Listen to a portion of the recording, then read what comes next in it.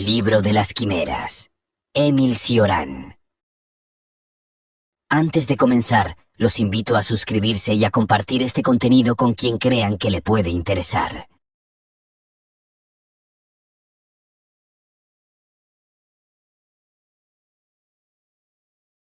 Libro de las Quimeras. Éxtasis musical. Siento como que pierdo la materia, que cae mi resistencia física y que me fundo en armonías y ascensiones de melodías interiores. Una sensación difusa y un sentimiento inefable me reducen a una indeterminada suma de vibraciones, de resonancias íntimas y de envolventes sonoridades. Todo cuanto he creído tener en mí de singular, aislado en una soledad material, fijado en una consistencia física y determinado por una estructura rígida, parece haberse resuelto en un ritmo de seductora fascinación y de imperceptible fluidez.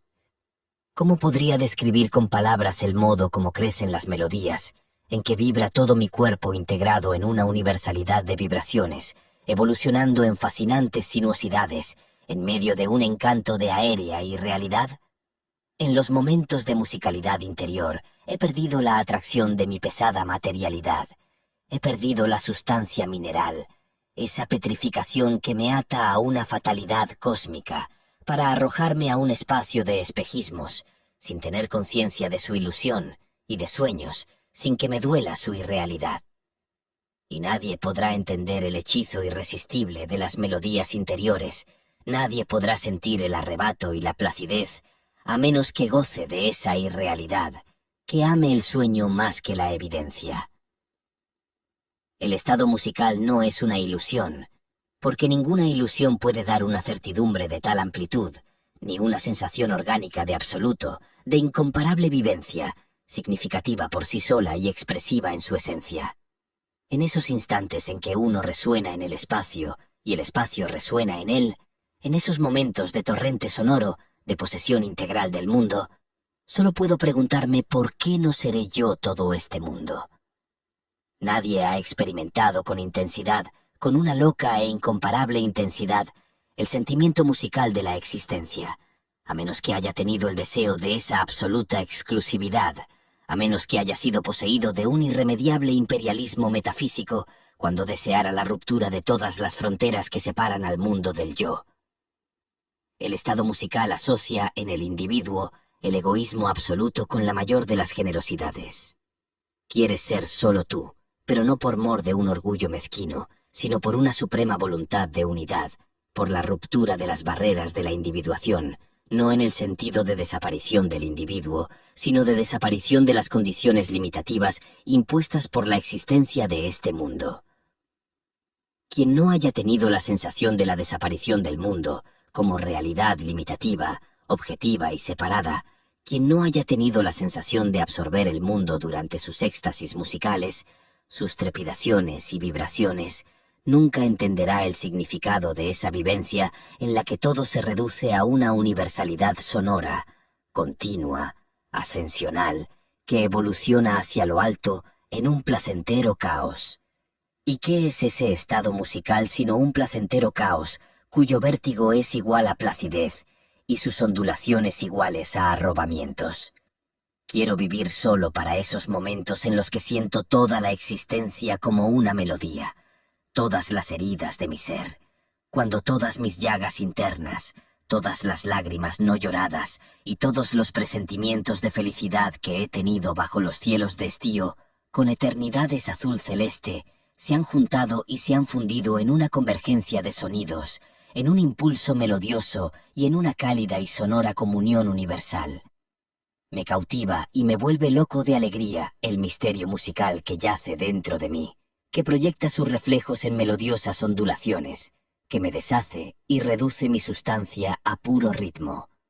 He perdido la sustancialidad, ese irreductible que me daba prominencia y perfil, que me hacía temblar ante el mundo, sentirme abandonado y desamparado, en una soledad de muerte, y he llegado a una dulce y rítmica inmaterialidad, cuando no tiene sentido alguno seguir buscando mi yo porque mi melodización, mi transformación en melodía, en ritmo puro, me ha sacado de la habitual relatividad de la vida. Mi voluntad suprema, mi voluntad persistente, íntima, que me consume y me vacía, sería no recobrarme nunca más de esos estados musicales, vivir en perpetua exaltación, hechizado y enloquecido en medio de una borrachera de melodías, de una embriaguez de divinas sonoridades, ser yo mismo música de esferas, una explosión de vibraciones, un canto cósmico y una elevación en espiral de resonancias. Los cantos de la tristeza dejan de ser ya dolorosos en esta embriaguez, y las lágrimas se vuelven ardientes como en el momento de las supremas revelaciones místicas. ¿Cómo puedo olvidar las lágrimas internas de estos estados de placidez? Tendría que morir para no volver nunca más a otros estados. En mi océano interno gotean tantas lágrimas como vibraciones han inmaterializado mi ser. Si muriera ahora, sería el hombre más feliz. He sufrido demasiado para que ciertos tipos de felicidad no me sean insoportables. Y mi felicidad es tan frágil, tan acosada por las llamas, atravesada de torbellinos, de serenidades, de transparencias y de desesperanzas, que todo junto en impulsos melódicos me arroba hasta transportarme a un estado de beatitud, de una intensidad bestial y de unicidad demoníaca. No se puede vivir hasta la raíz el sentimiento musical de la existencia si no puede soportarse ese inexpresable temblor, de una extraña profundidad, nervioso, tenso y paroxístico. Temblar hasta allí, hasta donde todo se vuelve éxtasis. Y ese estado no es musical, sino es extático. El éxtasis musical implica una vuelta a la identidad, a lo originario, a las raíces primarias de la existencia. En él solo queda el ritmo puro de la existencia, la corriente inmanente y orgánica de la vida. Oigo la vida. De ahí arrancan todas las revelaciones. Solo en la música y en el amor existe la alegría de morir, el espasmo voluptuoso de sentir que uno muere porque no puede seguir soportando las vibraciones internas.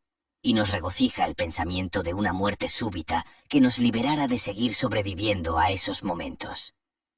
La alegría de morir, que no tiene ninguna relación con la idea y la obsesiva conciencia de la muerte, nace en las grandes experiencias de unicidad, cuando se siente perfectamente que ese estado no volverá más. En la música y en el amor solo hay sensaciones únicas. Uno advierte perfectamente que éstas no podrán volver ya, y lamenta con toda su alma la vida cotidiana a la que se verá abocado después. Qué admirable goce genera la idea de poder morir en tales instantes, de que, por ese hecho, no se ha perdido el instante. Pues el retorno a la existencia cotidiana tras semejantes instantes es una pérdida infinitamente mayor que la extinción definitiva. La pesadumbre por no morir en los momentos culminantes del estado musical y del erótico nos enseña cuánto tenemos que perder viviendo. En el momento en que concibamos la reversibilidad de esos estados, cuando la idea de una posibilidad de revivir penetre en nuestro organismo y cuando la unicidad nos parezca una simple ilusión, no podremos ya hablar de la alegría de morir, sino que volveríamos al sentimiento de la inmanencia de la muerte en la vida, que no hace de ésta sino un camino hacia la muerte. Tendríamos que cultivar los estados únicos, los estados que ya no podemos concebir y sentir como reversibles, para sumergirnos en los placeres de la muerte. La música y el amor no pueden vencer a la muerte porque, en su esencia, tienden a aproximarse a la muerte a medida que ganan en intensidad. Pueden considerarse como armas contra la muerte solo en las fases menores. Una música suave y un amor tranquilo constituyen medios de lucha contra ella. No existe parentesco entre el amor y la muerte, como tampoco lo hay entre la música y la muerte, sino que la relación entre sí se establece a través de un salto, que puede tratarse tan solo de una impresión, pero que interiormente no es menos significativa que un salto. El salto erótico y el salto musical a la muerte. El primero nos arroja por lo insoportable de su plenitud, y el segundo por lo total de sus vibraciones, que quiebran la resistencia de la individualidad. El hecho de que haya algunos hombres que se suiciden ante la imposibilidad de seguir soportando las locuras del amor, rehabilita al género humano, tal y como lo rehabilitan las locuras que experimenta el hombre en la vivencia musical. Quien ni entiende ni siente la música es tan criminal como el que no siente que, En tales momentos podría entregarse al crimen. Todos esos estados solo tienen valor y expresan una extraordinaria profundidad si conducen a sentir pesar por no morir. Quien a cada momento se sintiera morir a causa de ellos, sería el que alcanzaría el sentimiento más profundo por la vida. Aunque para todos la muerte empieza al compás de la vida, no todos tienen el sentimiento de morir a cada instante. Dar sin cesar un salto musical y un salto erótico a la muerte, o derivarlo de tu soledad, que sea la soledad del ser, la soledad última. ¿Cómo pueden existir aún otras soledades distintas a estas, y cómo pueden existir todavía otras tristezas diferentes? ¿Qué sería de mis alegrías sin mis tristezas, y de mis lágrimas sin mis tristezas y alegrías? ¿Y qué sería de mi canto sin mis abismos, y de mi misión sin mi desesperanza? Maldito sea el momento en que la vida empezó a cobrar forma y a individualizarse, ya que desde entonces empezó la soledad del ser y el dolor de ser solamente tú, de estar abandonado.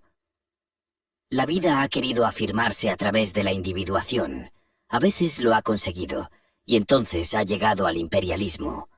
Otras no lo ha logrado, y en ese caso ha llegado a la soledad, aunque, para una visión más profunda, el imperialismo no sea más que una forma por la cual el ser huye de la soledad. Acumulas, conquistas, ganas y luchas para huir de ti, para vencer tu aflicción de que, en el fondo, no existe otra cosa que tú mismo.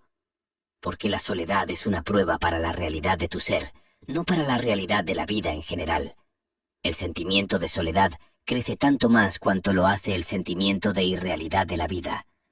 Desde que la vida quiso ser más que una simple potencialidad y se actualizó en los individuos, desde entonces nació el temor a la unicidad y el miedo a estar solo, y el deseo del ser individual de superar ese maldito proceso solo expresa el querer escapar de la soledad metafísica, en la que te sientes abandonado no solo en ciertos elementos, sino orgánica y esencialmente en tu naturaleza. Por ello la soledad cesa de ser un atributo del ser solo cuando este ser deja ya de existir.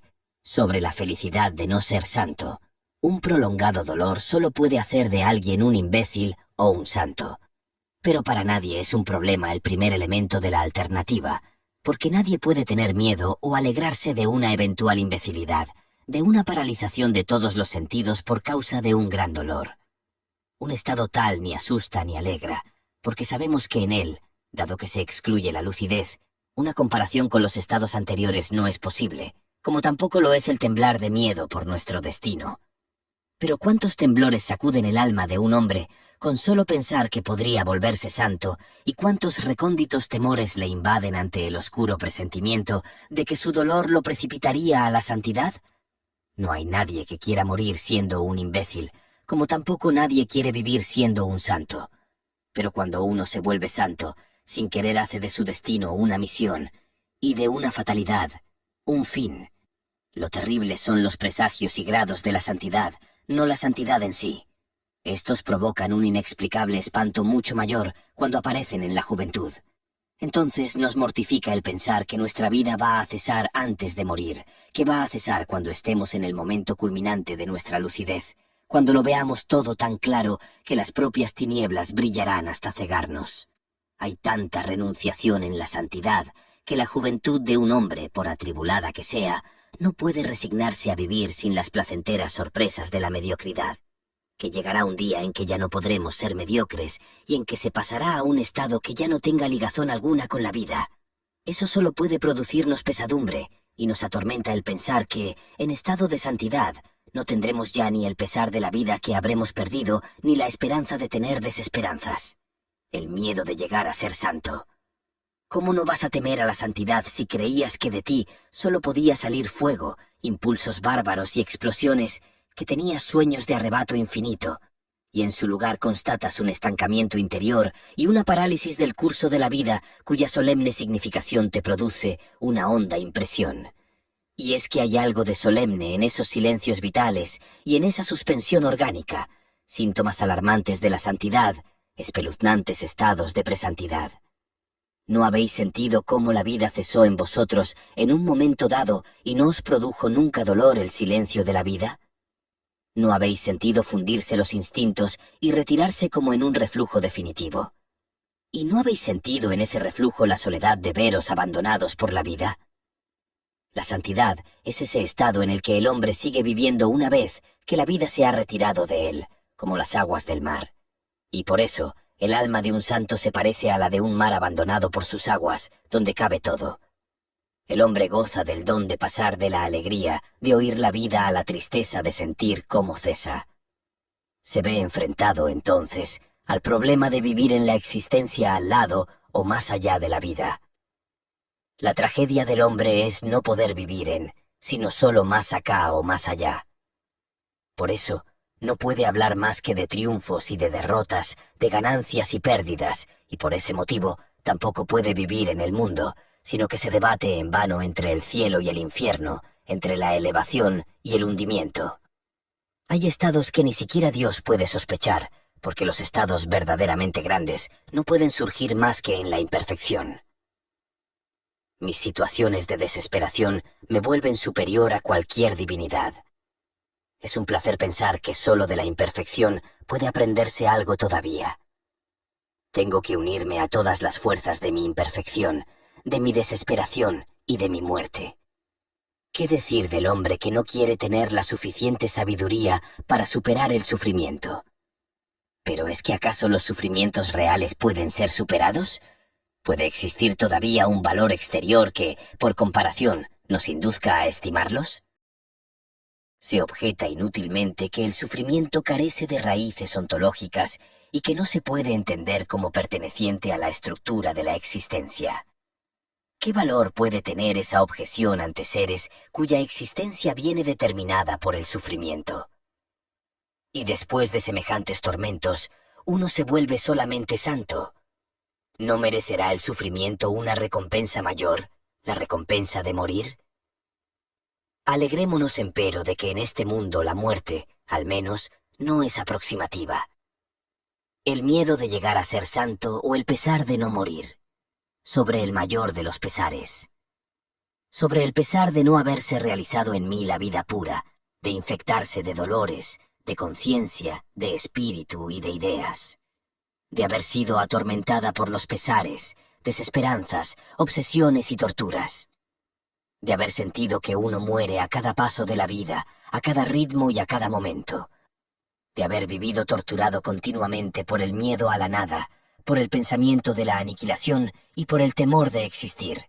La pesadumbre por no ser la vida pura, o sea, que la vida no sea cántico, entusiasmo y vibración, de no ser una aspiración pura hasta la ilusión y cálida hasta el consuelo, de no ser un estado de placidez, un éxtasis, una muerte de luz.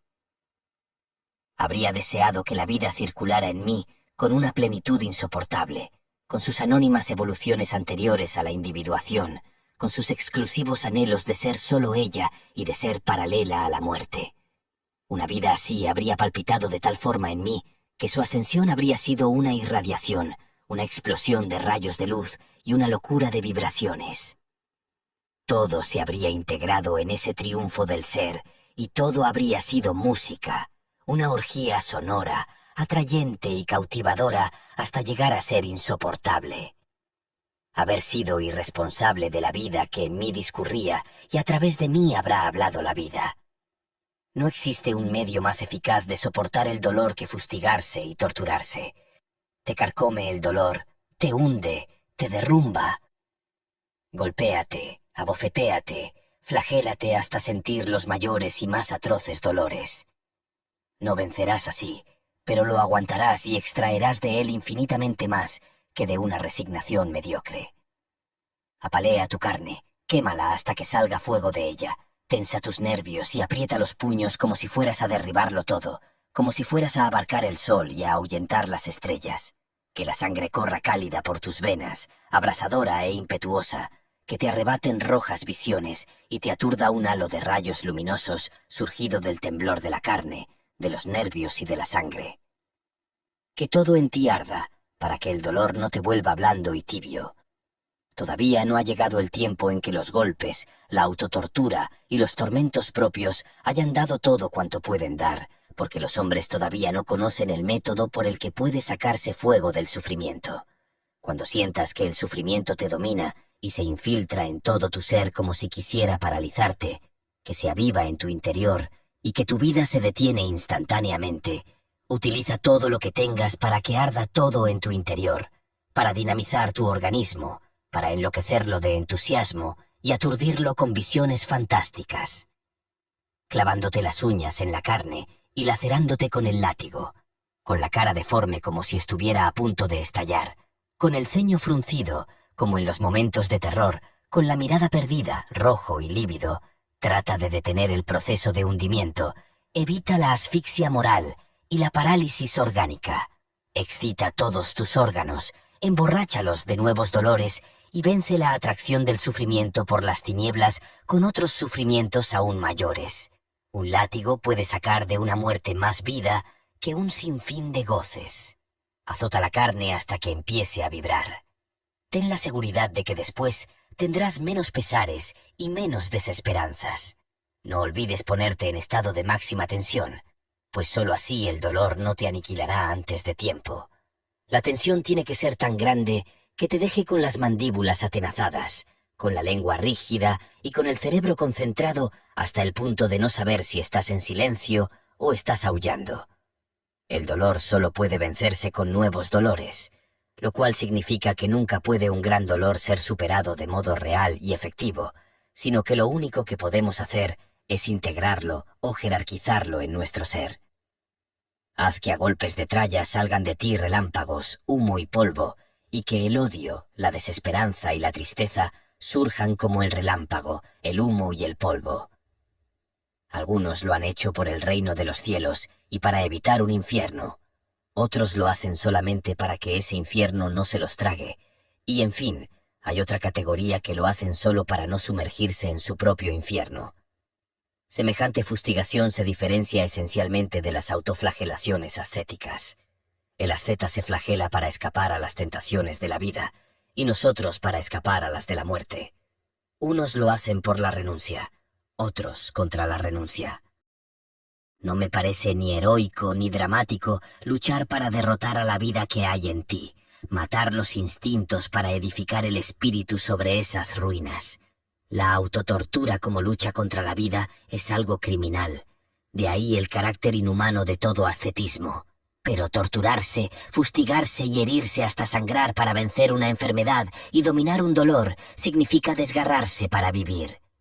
Y todos los desgarros orgánicos carecen de valor, a menos que mediante ellos se consiga aplazar la muerte. A los que sufren no les queda otra cosa que la ofensiva contra sí mismos. Todos vosotros, los que sufrís, no esperéis ya consuelos, porque ni los tendréis ni os servirán de ayuda. No esperéis ya curaciones, ni ilusiones, ni esperanzas, porque no hay ni curaciones, ni ilusiones, ni esperanzas.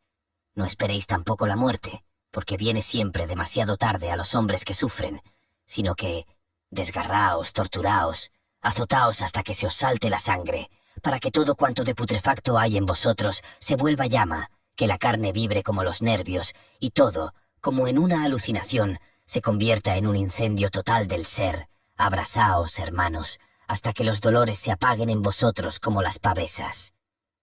No se puede atenuar, ni tampoco se puede vencer el sufrimiento a través de la concentración intelectual.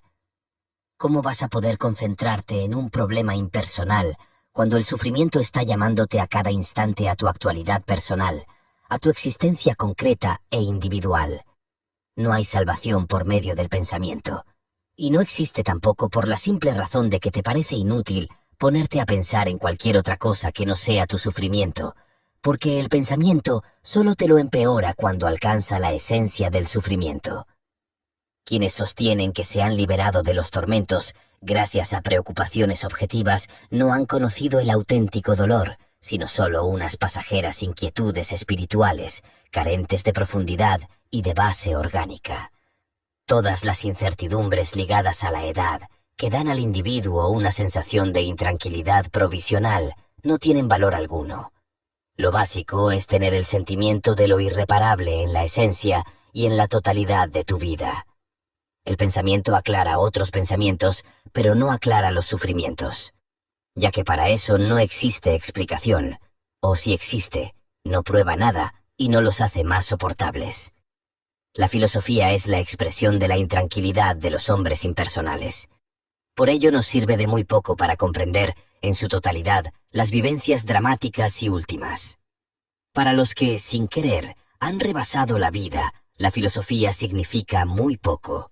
Ningún pensamiento ha suprimido un dolor, ni idea alguna ha alejado el miedo a la muerte.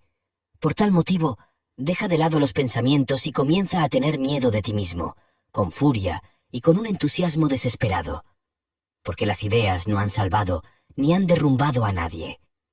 Del centro de tu ser, de esa zona que escapa a tu control, porque es demasiado profunda, estalla en feroz explosión, saca de tu oscuridad tanta energía que solo quede luz, y que, en ese estado demoníaco, nazca en ti el orgullo de no tener ya ideas, sino que solamente bullan obsesiones y locura. Ponte tan frenético que tus palabras quemen y que tus expresiones sean tan nítidas que se parezcan a la ardiente transparencia de las lágrimas. Arroja tu miedo más allá de tu inquietud y actúa de manera que todo tiemble en un apocalipsis interno, estremecedor y dramático. Al llevar completamente tu organismo a un nivel tan elevado y a una vibración tan grande, el ritmo intenso y acelerado se traga al dolor en sus momentos de crispación, lo derrite y lo integra en sus evoluciones, de modo que una gran locura nos libra temporalmente de un gran dolor. El mundo no se ha convencido, ni siquiera ahora, de que solo existen métodos brutales de lucha contra el dolor, que en este campo es necesario un radicalismo llevado hasta la bestialidad. ¿Pero es que acaso el sufrimiento no es un hecho bestial? Los sufrimientos son inadmisibles, y a pesar de ello están unidos a la vida más que las alegrías. Quien se queja de pureza vital no puede dejar de espantarse de esas manchas que son los sufrimientos y que se extienden por la esfera de la vida para oscurecerla. ¿Tiene sentido acaso que alguien continúe sufriendo después de mí? ¿Pueden existir aún angustias tras mis angustias y dolores tras mis dolores? Hay gente que ha nacido para soportar los dolores de los que no sufren. Lo demoníaco de la vida vierte en ellos todos los venenos que los otros no conocen, todos los sufrimientos que los otros no han experimentado y todas las desesperaciones que los otros no han sospechado. Ojalá pudieran estos, por obra y gracia de un milagro, repartir sus venenos, dolores y desesperaciones. Bastaría para hacer insoportable la existencia de los otros.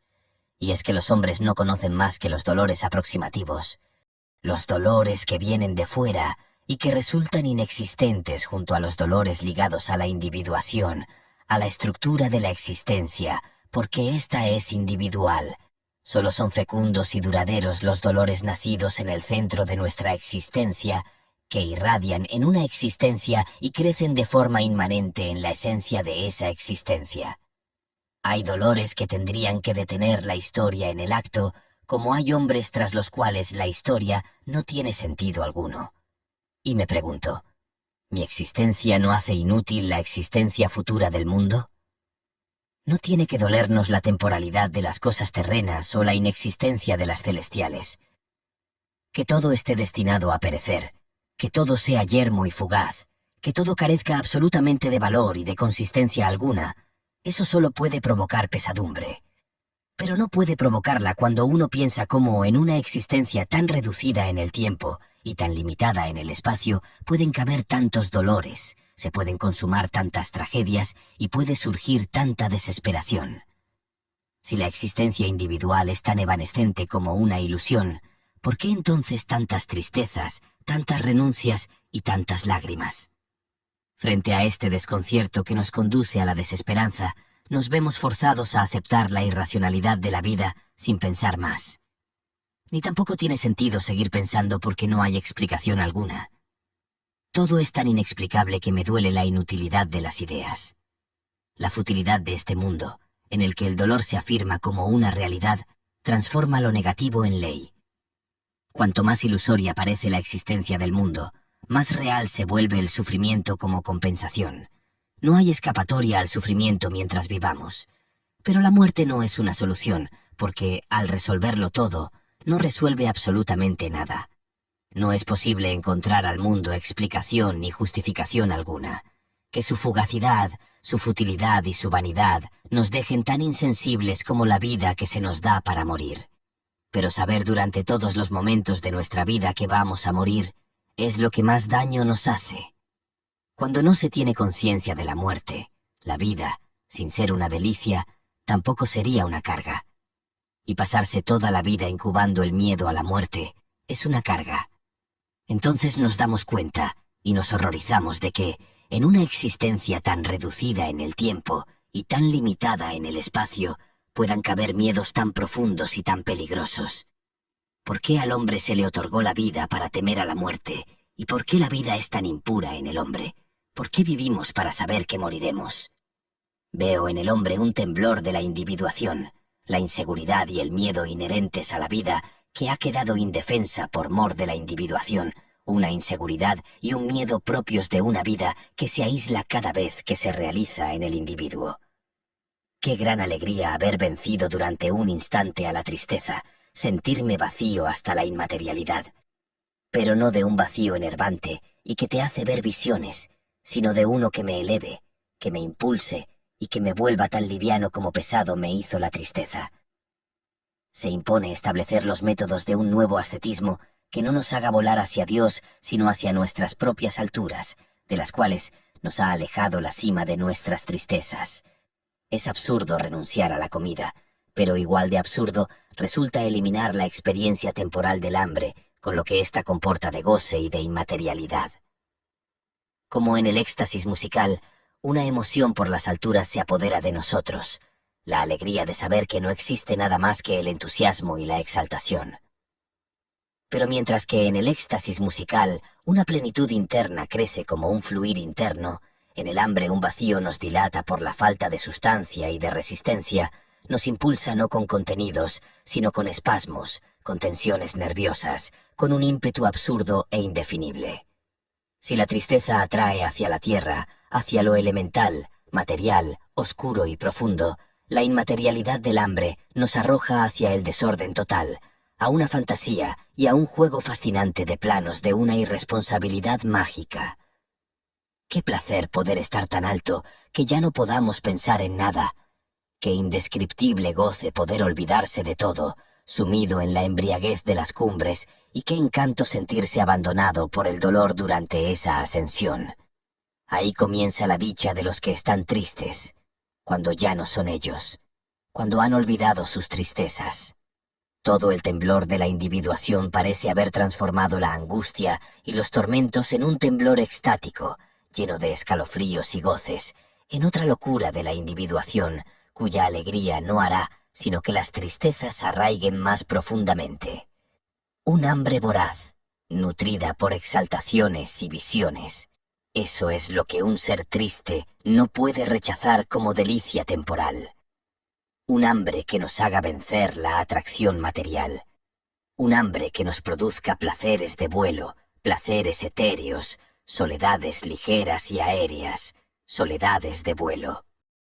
Hay que intentar todas las vías para no caer derrotados por el dolor, la tristeza y la enfermedad, y que nuestra lucha contra ellos sea nuestro heroísmo.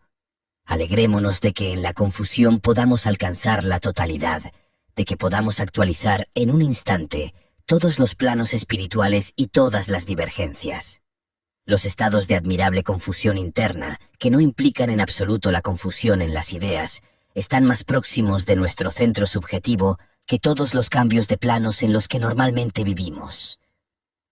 ¿Por qué estar ora triste, ora alegre, y sucesivamente tenso, contento, desesperado o enardecido? ¿Por qué vivir en fragmentos de tiempo, fragmentos de vivencias, cuando con un esfuerzo loco podría en cualquier instante serlo todo, ser actual gracias a todas mis posibilidades y realidades? La confusión que mezcla la tristeza con la alegría es voluptuosa, y lo es tanto más porque se trata de una confusión de lágrimas. Hacer muecas por el dolor y el placer que nos invaden al mismo tiempo, y quedarse insensible por no entender nada de lo que está saboreándose con un entusiasmo perverso y sacudido por un temblor total. Y esa confusión no tiene nada que ver con ese tipo de vivencia total cuya profundidad nos lleva hasta la esencia de un fenómeno, como por ejemplo, penetrar en la esencia del sufrimiento universal, y se diferencia por su capacidad de fundir en una convergencia inexplicable nuestra diversidad y nuestra estructura multipolar. Esa confusión admirable es una de las alegrías de la vida, pero es, en primer término, la alegría de los hombres tristes. ¿Cómo no sentirse total en ese éxtasis de la alegría y de la tristeza? Entonces entran ganas de arrojar pedazos de uno mismo, de expulsar los órganos que vibran, de precipitarse en la confusión general, y orgullosos por haberse realizado en nosotros mismos la confusión universal hasta el paroxismo, nada puede ya detenernos en el caótico impulso de vibrar y de hervir en medio de una efervescencia total. La desgracia del hombre es que no puede definirse en relación con algo, que su existencia carece de un punto estable y de un centro que lo determine. La oscilación entre la vida y el espíritu lo lleva a perderlos a ambos y a convertirse así en una nada que anhela la existencia. Ese animal, indirectamente, anhela el espíritu y lamenta la vida. El hombre no puede encontrar equilibrio alguno en el mundo, porque el equilibrio no se gana negando la vida, sino viviendo. Esa nada que anhela la existencia es el resultado de una negación de la vida. Por eso el hombre tiene el privilegio de poder morir en cualquier momento, de renunciar a la ilusión de vivir, existente en sí mismo. ¿No resulta revelador para la esencia del hombre su inclinación a la decadencia? La mayoría de los hombres decae, solo muy pocos se elevan, y nada resulta más entristecedor que ver a los hombres caer. Pues lo que nos entristece no es solamente el hecho de que en su destino podamos ver nuestro futuro, sino que nos entristece muy esencialmente la continua presencia de la podredumbre en la esencia del hombre. Todo su proceso de decadencia no es más que un sucesivo distanciamiento de la existencia, pero no un distanciamiento por medio de la trascendencia, de la sublimación o de la renunciación, sino por una fatalidad parecida a la que hace caer a tierra la fruta podrida de un árbol. Toda decadencia es una deficiencia en la existencia y una pérdida de existencia, de suerte que la soledad del hombre es al mismo tiempo soledad de la nada y soledad del ser. Cuando piensas detenidamente en el hombre, acerca de su condición particular en el mundo, te entra una infinita amargura. Darte cuenta a cada instante de que todo cuanto haces es fruto de tu condición particular, que todos los gestos absurdos, sublimes, arriesgados o grotescos, todos los pensamientos, las tristezas, las alegrías y los hundimientos, todos los ímpetus y los descalabros son el resultado solo de tu forma especial de existencia, que si hubieses sido cualquier otra cosa que no fuera hombre, no lo habrías hecho. Ser consciente siempre de la particularidad de tu condición, obsesionarte por lo absurdo de la forma humana de existencia, implica sentir tanto asco por el fenómeno humano que deseas convertirte en cualquier cosa menos en hombre. Esa obsesión permanente de lo absurdo humano vuelve la existencia doblemente insoportable, como vida concebida biológicamente y como vida desviada en forma humana. En el mundo, el hombre es una paradoja, y los hombres lo han pagado caro, con muchos sufrimientos, inadmisibles en un mundo que, ya en sí mismo, es inadmisible. Es tan difícil superar la ausencia de esperanza que engendra el sufrimiento que es imposible desdeñar la ilusión que se hacen los cristianos de haber atenuado sus sufrimientos al compararlos de forma permanente con los de Jesús.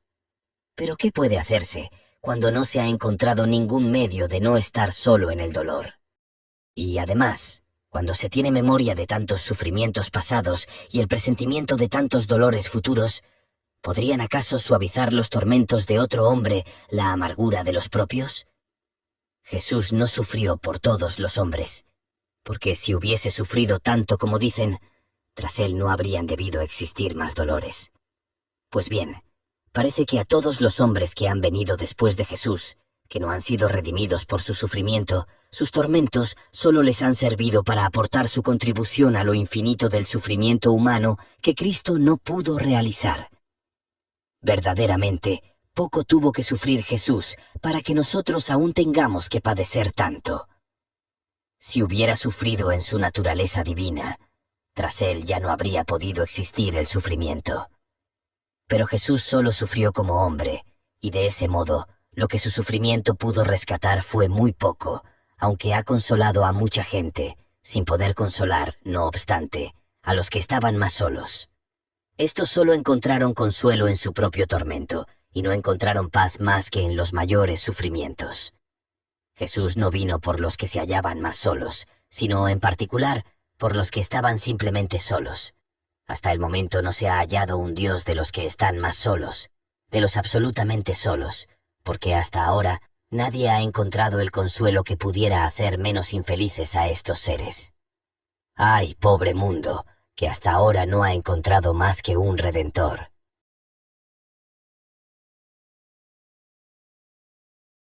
Queridos oyentes, hoy concluimos nuestra lectura del Libro de las Quimeras, escrito por Émile Cioran.